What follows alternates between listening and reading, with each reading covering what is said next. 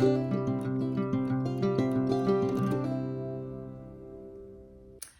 friends, welcome back to my channel.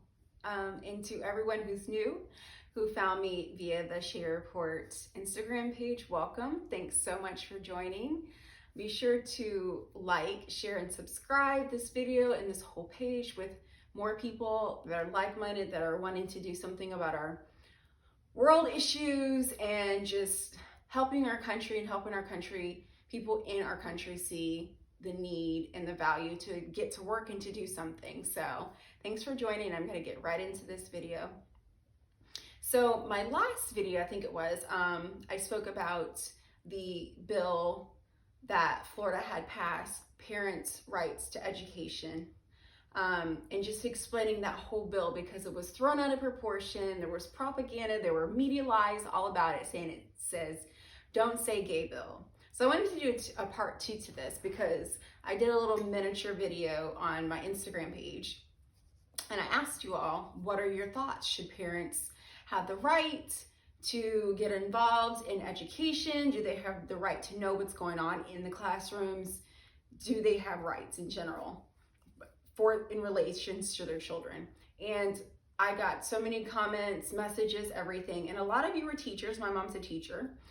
So, and a lot of you are teachers and parents as well, and you were like, definitely parents have the right. Government needs to stay out of lifestyle change type related things or just sexuality in general. Children need to learn how to read, write, do math.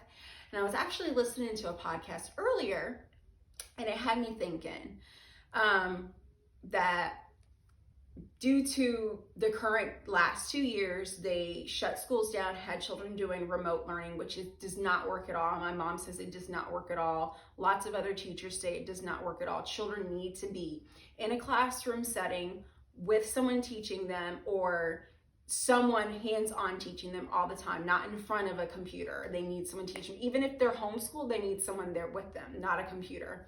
So that whole thing doesn't work. So I think the state is in Massachusetts, I think it is, where their reading level and their math levels, like they can't even do basic math.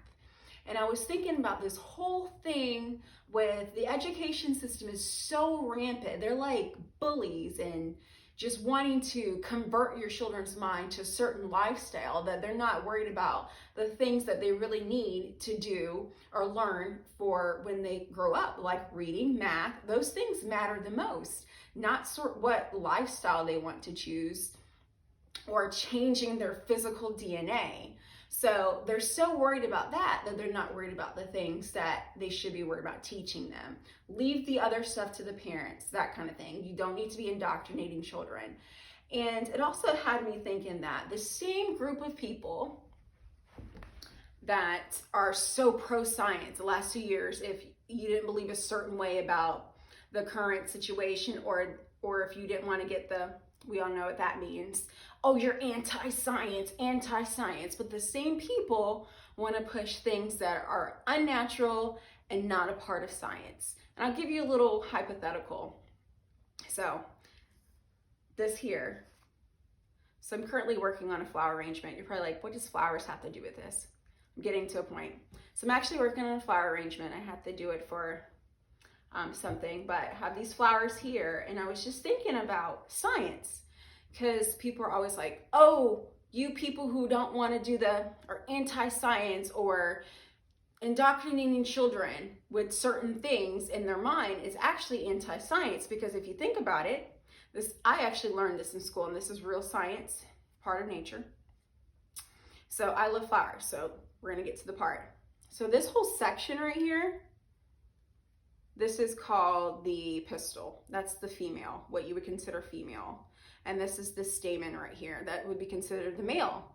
Without those two parts, this beautiful hibiscus from my garden would not be in existence, okay? I couldn't have two pistils here. Like I couldn't have this long part, two of those long parts right here, and say, okay, I want a hibiscus, okay? That's science. That's science there, that's nature. That's really what happens in the natural world. But instead, the education system wants to tell children, oh, you know what? In order to bloom this beautiful hibiscus or this beautiful gardenia, it can actually have 2 stamens, and you can have these pretty blooms like this. You don't need the pistil. You can have, hopefully I'm pronouncing that right. Either way, you get what I'm saying. You can look it up.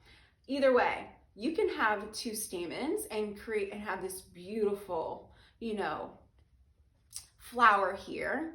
Be who you want to be. Do what you want to do. In fact, there's a variety of pistils out there. There's a varieties of stamens out there. There's 63 of them, 63 genders of flowers. Okay, so instead of teaching your children real science, that this could not exist without 2 different things to produce it, they want to indoctrinate your children and confuse them when they're 3 years old, 4 years old, 5 years old, and teach them unscientific things that's against nature.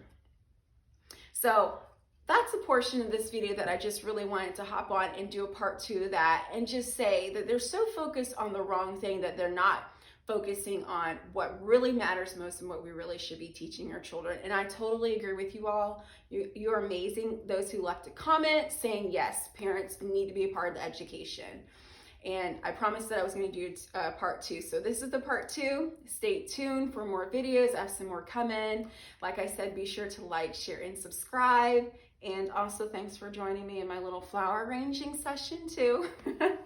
So I'll see y'all in the next video. Thanks. And just in case you were interested in how the flower arrangement turned out, this is how it looks. All from the garden.